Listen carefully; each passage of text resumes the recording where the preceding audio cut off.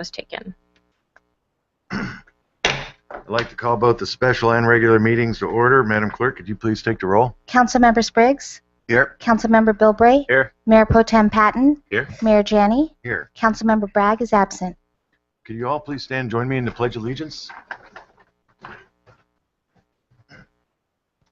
Pledge allegiance to the flag of the United States of America and to the republic for which it stands, one nation, under God, indivisible, with liberty and justice for all.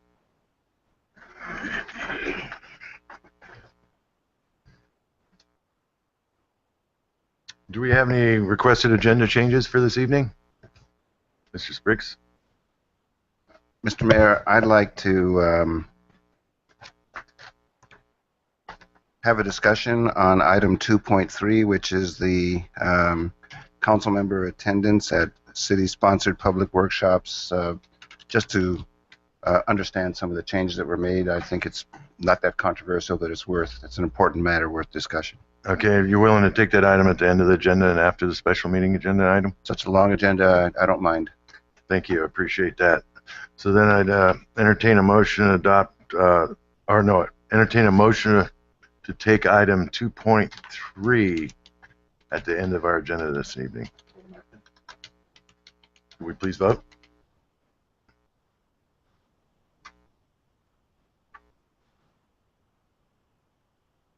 Motion carried unanimously by those present. Thank you. Do we have any mayor council reimbursement, disclosure, and community announcements? Mr. Spriggs? No, thank you, Mr. Mayor. Mr. Bilbray? Mr. Patton? None at this time. Only thing I would like to say is, I'll let you take care of that, Mr. Hall, is that earlier, I think it was the end of last week, there was an award ceremony put on by Coastkeeper, and Imperial Beach looked very good there. Chris Hilger, who, as all you know, was the one that started putting out the bags for the dogs all throughout town, was honored for the work that she'd done over those years. And a Lifetime Achievement Award was given to Dr. McCoy and Mrs. McCoy. I think it's really kind of interesting that Imperial Beach took like 2 out of 5 awards that day. I'm not sure if the number was quite that much.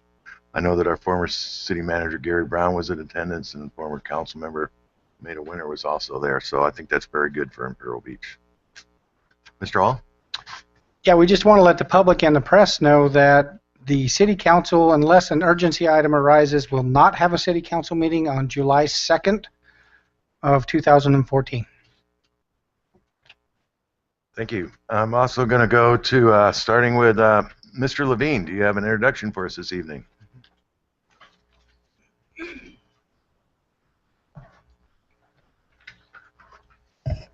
Mayor, Council, I'd like to introduce Ubaldo Arellano, who has been hired. Please stand. He's the environmental program specialist, replaced Guy Nelson, who left last December.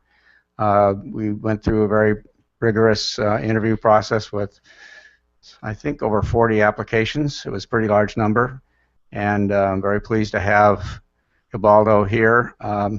I want to tell a little bit of story. One of the things that really impressed me when we did the interview is he grew up in Tijuana, spoke no English when he came to the United States to go to Southwestern College. He is a U.S. citizen, born here, and then went back to school. But he came up here at 18 to go to Southwestern College with no English. Realized that he had difficulty understanding anything that was going on in class, withdrew, took English classes, and went back to college and is a graduate of San Diego State University in public administration and a bachelor's degree. And his English, you'd never know that he has a native English, a native speaking Spanish.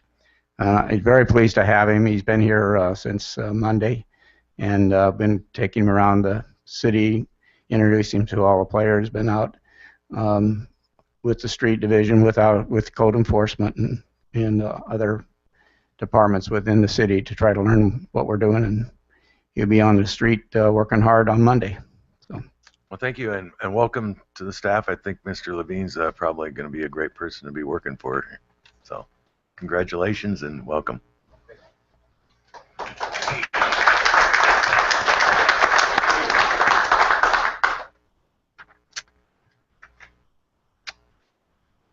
And now I'd like to introduce Aaron Cayley, unless the chief wants to start this off.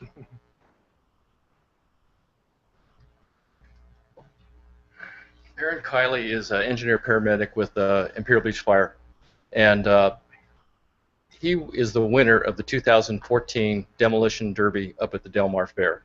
And there were over 17 cars that were in that event, and he was the #1 car. But I also want to introduce Tom Santos. Tom Santos is our assistant fire marshal. He was also the tech inspector for, we're not having any inquiry here, okay, Mayor? For all the cars. And his wife Candy was also out there in the infield and helping with the tech inspection. It was a great event. I wish you guys had been there, but I want to bring Aaron up, and he's going to talk about the team that helped get him to #1. Thank you. Aaron?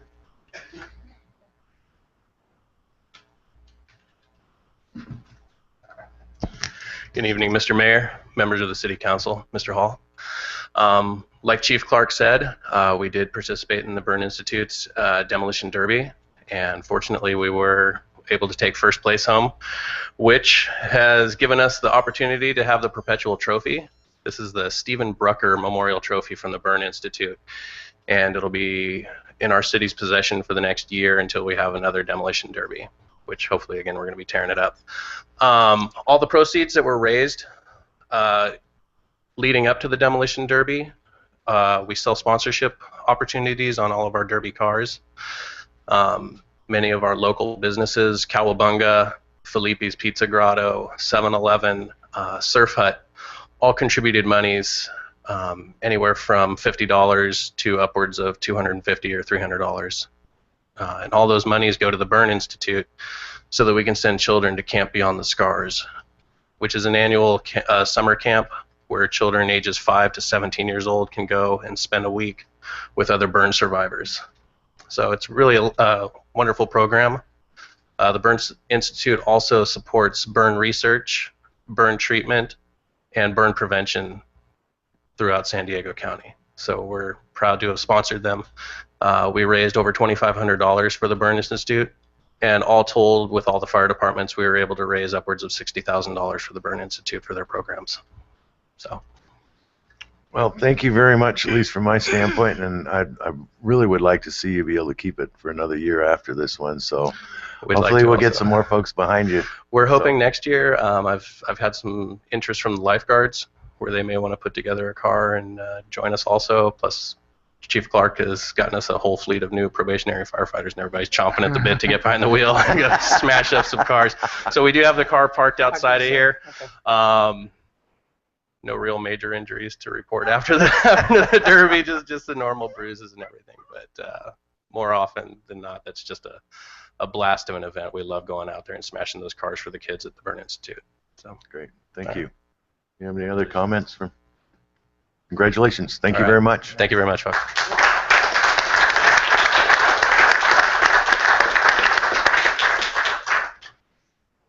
I have no speaker slips for items not on the agenda, and so we'll move straight to consent calendar, item 2.1 through 2.7, with the exception of 2.3. We have a motion and a second. Could we please vote?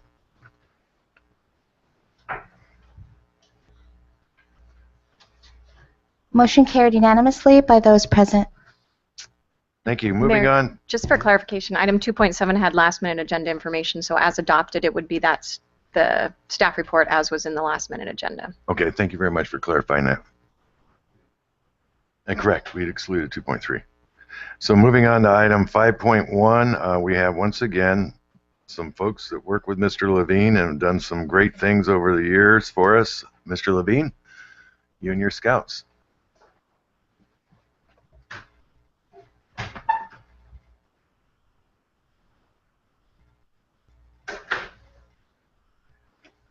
Mayor, Council, tonight I'd like to introduce to you Landon Yates. Landon is here to present a proposed Eagle Scout project in our city, and I'm going to give you one slide to just give you a kind of a pictorial location, so then when he makes his presentation, you'll maybe have a better context of it. It's on Imperial Beach Boulevard.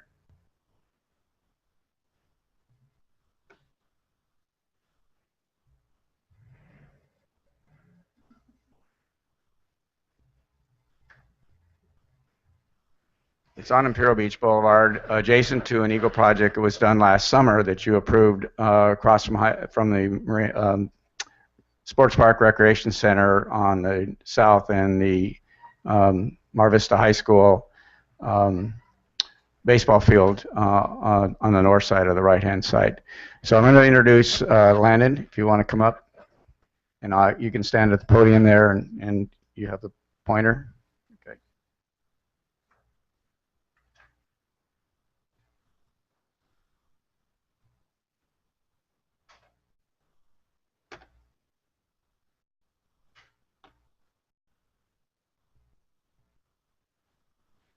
Okay, I think it's there.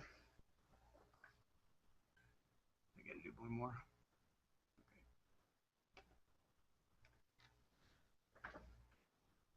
Hello, my name is Landon Yates, and today I will be presenting my Eagle Scout project to you. So, as you can see from these pictures, and the ones that Hank showed, it's located in between Mar Vista High School and the Imperial Beach Sports Park, and I highlighted it here on the picture, so you can see. The project is to set up an irrigation system and a weed barrier, to dig up the water trough for drainage, to place rocks and gravel in the trough so the water can go through and sink into the soil instead of just running through the streets, and put selected plants in the designated areas so it'll have a nice decorative look, and apply mulch to the surface. This is what it looks like currently. Here's some of the dimensions I took. And this is on the other side of the street. So the supplies and materials that I will be needing are weed barrier, irrigation lines, PVC piping, mulch, daylilies, Indian hawthorn, and river rocks. And the cost for all that, as you can see, will total up to about $735. And there's a picture of the plants that I'm hoping to plant in the space. So this is a picture of what it would look like, hopefully when it's finished. So what do you guys think about it? I'll start off first. I think it's great when you come to us and offer to do work for us, and I think your design probably is going to be more than 100% better than what's there or what was there. So thank you very much for coming up with this, and of course the folks that are going to support you putting the project together. Do we have any comments? I have a couple questions for you, Landon. You ready? Yes. You sure? Okay. All right. Okay, first question. How high are the plants going to be? Because I know a lot of kids walk through there, and I'd hate for them to be behind a plant, right, ready to cross the street, and somebody couldn't see them. So what's a max height of those little shrubs? I don't think they'll be too tall, maybe just up to the knee height. As you can see from the other Eagle project that Hank showed, that was there before, they still are maybe only 2 feet tall. Perfect. And then my second question, more important, well, not more important than safety, but where are you going to put the badge? Because I see, like, your whole sash is full. Is that what that one spot is for? Well, I'm going to have my badge right here. Is that where it goes? Excellent. Yes. Well, congratulations. Thank you. And thanks for doing the work for our city. Thank you. I think your project's great. Mayor and Council, if I may. Go ahead, sir. Yeah. You did something that was really nice in your presentation that I wanted to encourage you to to remember and to do again. You did a really good job at talking beyond the words that were in the PowerPoint. You actually went on and elaborated a little bit, and I thought that was really cool for you to do that. Shows you know what you're talking about. Thank you. Landon will be making, at least we expect to be making a presentation of the IB Beautiful on July 3rd. And they've offered, at least by email, to fund Eagle projects, and so he'll be going to their meeting on July 3rd to present the same thing and seek funding from at least some of it from them. We'll see what transpires. Basically, with this project, not for it to be modified much or anything like that, right? No, just with the funding of the project. Okay. Thank you. It's not for design purposes. Great. Thank you. Thank you. Do we? Would you like a motion from us to authorize you to sign an Eagle project? Yes. In that case, entertain a motion to.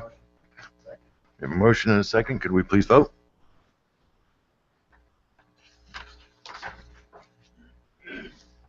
Motion carried unanimously by those present. And moving on to 5.2, it's a consider a reappointment of Mr. Malcolm to be our port commissioner. His term, as he mentioned, I think he was here a few meetings ago, is August, but been looking at our agendas. In a July meeting, we only have one, and it looks very crowded. We have a public hearing on there and a lot of other things, so it was taken a little bit ahead of time.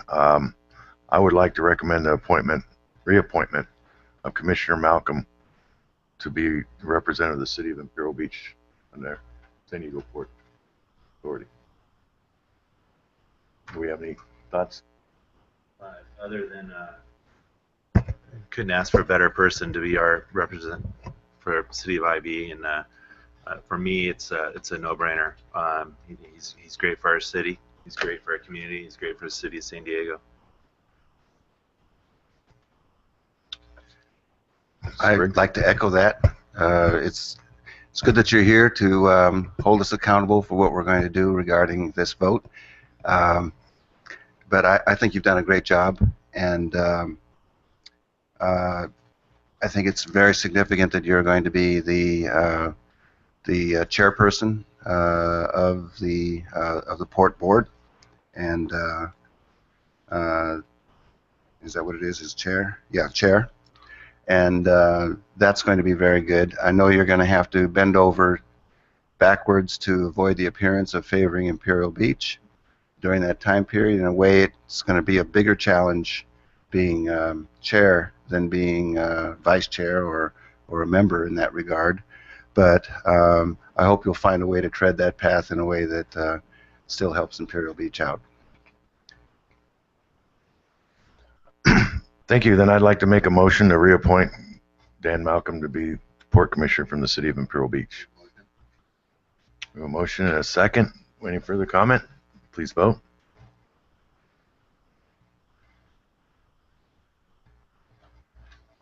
Motion carried unanimously by those present.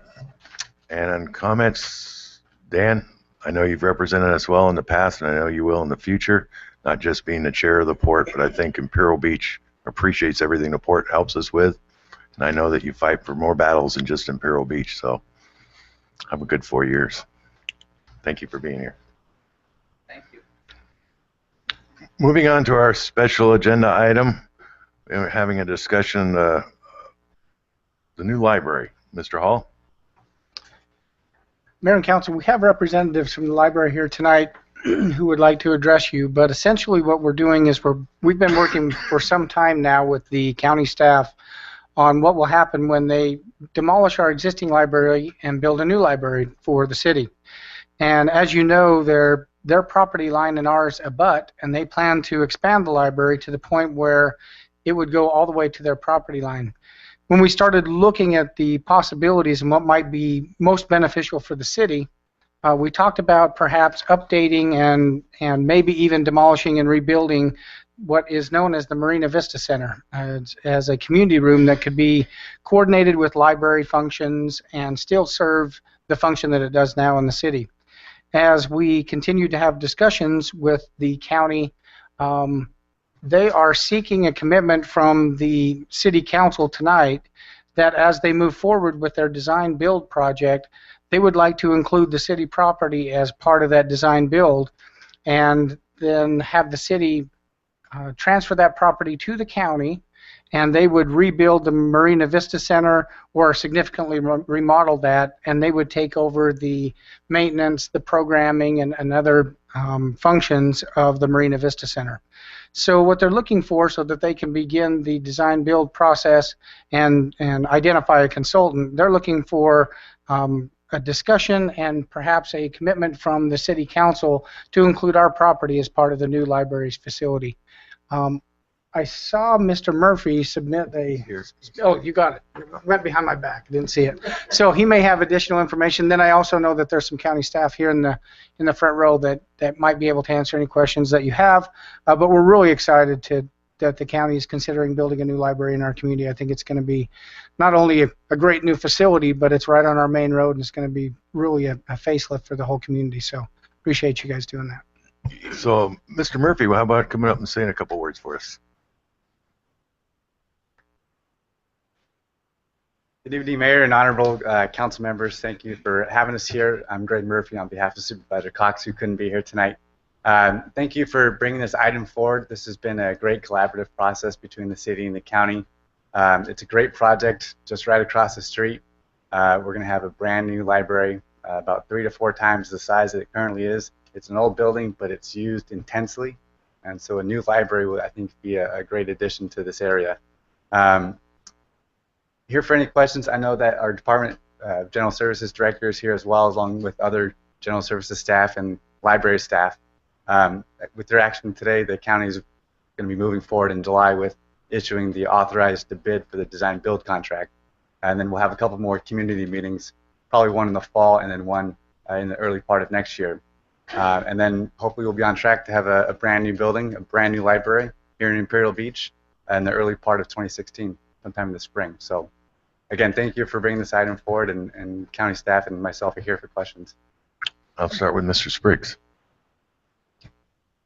Good to see you, Mr. Murphy, and thanks for the briefing.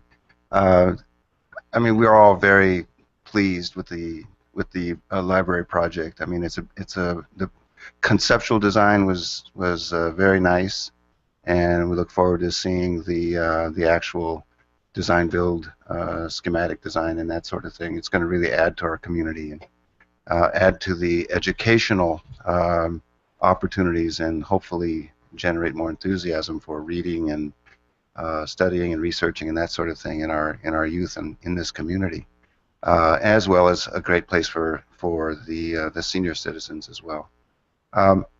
My question to you, though, has to do with the retention of our ability to program community activities, and for community groups that want to continue to use the Marina Vista Center part of this once it's deeded to the county.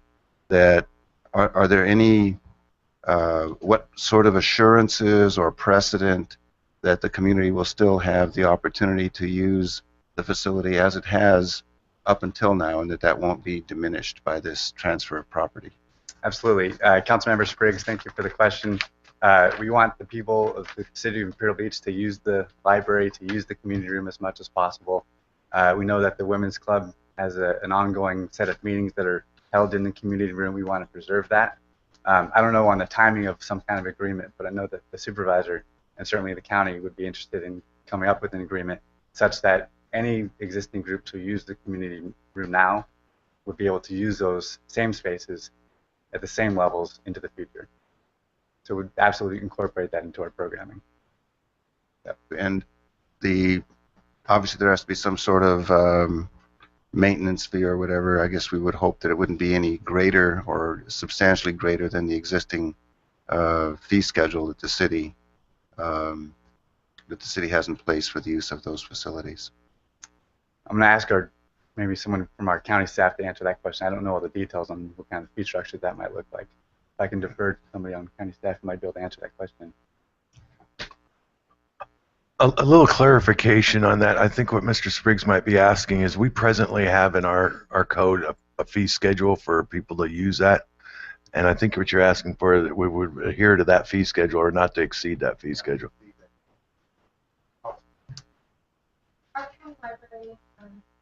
Yeah, ma'am, you have to.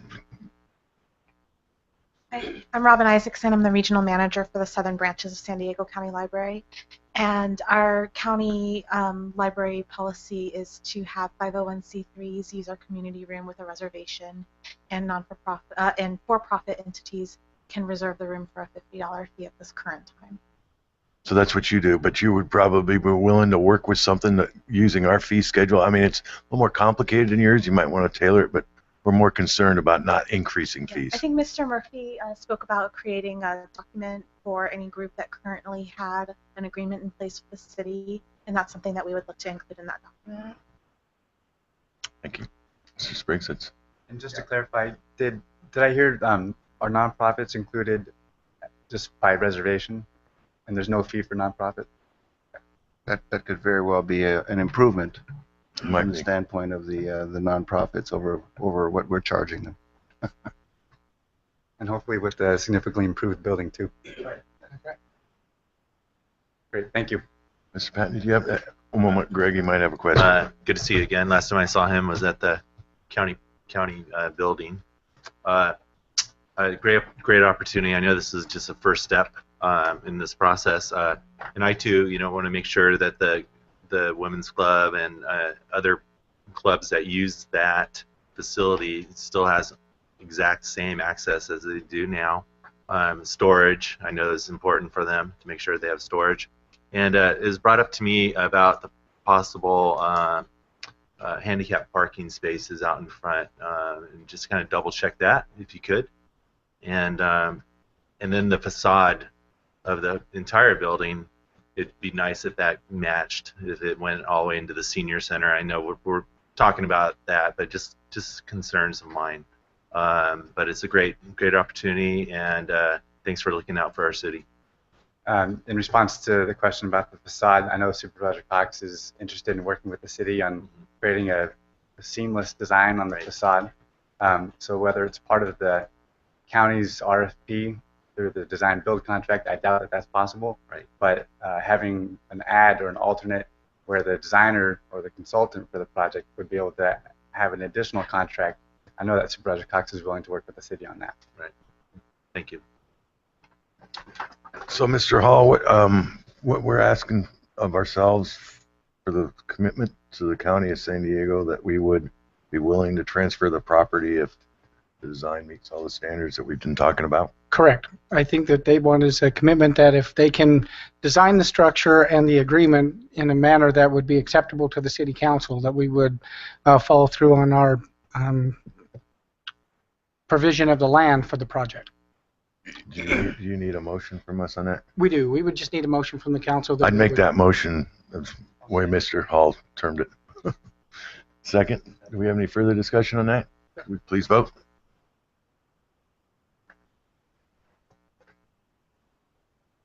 Motion carried unanimously by those present.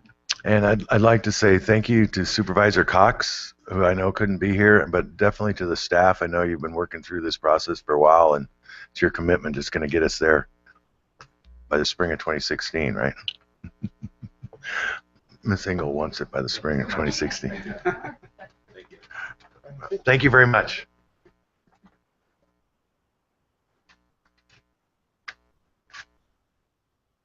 Moving on to item 2.3, Mr. Hall. Mayor and Council, at your last meeting, the City Council reviewed Council Policy 114, which provides the basis for which City Council members may attend city-sponsored workshops. We have also tried to update that in consideration of what we heard from the City Council members at the last meeting.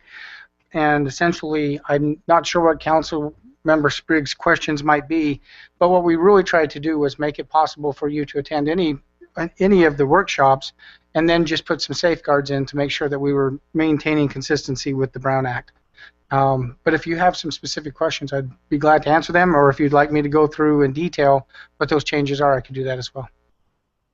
Well, I think the reason I wanted to bring this back, especially while there are members of the community still in attendance, is because there was the prior policy that's being changed would have prohibited council members from attending public meetings. And the rationale for that is that the presence of council members might stifle the very thing that the city's staff would like to get from a public workshop, which is input from the public. And we asked for the policy to be revised so that it would be possible for council members to attend, and for the public input still to be provided as freely as possible, because the council members would be observers, wouldn't be participating in the discussion, because the reason we wanted to make this change, or suggested that you come up with a redraft of the policy, was that public input is, in these less formal environments than this council chamber, is just as important to the council members as to anybody else, and we'd like to hear what the public has to say about any issues that are being workshopped, or at least have the opportunity to sit in and listen. So that's kind of why I wanted to bring this back up again, so that if there is, as I palaver on here, anyone wants to make a public comment about whether this would have a chilling effect on public participation, the fact that council members are sitting there quietly, I'd like to know, because that would be, I think, a serious concern that all of us would have. We would not want to be our presence to defeat the idea of public input on a workshop or public meeting that the city is holding for the purpose of getting public input. So that's really all that I have to say about it. I think that as you've written it, it reads, I think, as we had more or less asked you to amend it. So thank you very much, both you and the city attorney. I think from my perspective reading it, I think it really comes down to is the role of an elected official there, and is asked to observe and to listen and to not participate in the discussion. I think that's the intent of where we started way back. It's, like you said, I think the last time, I don't think that we get even a slap on the wrist for doing against it, is try to give us a little guidance and to make people feel comfortable. I think Mr. Hall did a good job putting something simple together here. So I think our general public, our great general public, from the meetings I've gone, they're not shy of saying what's on their mind, and which is great. And so I think whether we're there or not, I think I'd like to be there just to listen, to kind of find out what's going on. So I think it's a great idea that this is happening. So I guess what we have before us then is, let me dig through my paperwork here. Right, one moment, because I'm out of order. There you go. I entertain a motion to adopt a resolution 2014-7493. Second. A motion and a second. Any further discussion? Could we please vote?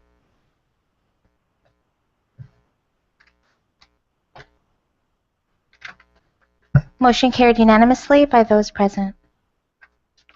Thank you. And Mr. Hall, maybe I could take this opportunity, because we're talking public workshops, and I've kind of questioned, we do quite a few of these, whether it be in community development, whether it be public works, whether it even be the safety folks.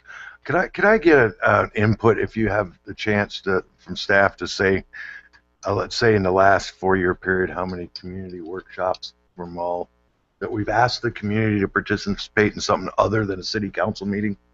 Yes. Would just give us an idea how much we're talking about, because sometimes, we don't notice them all.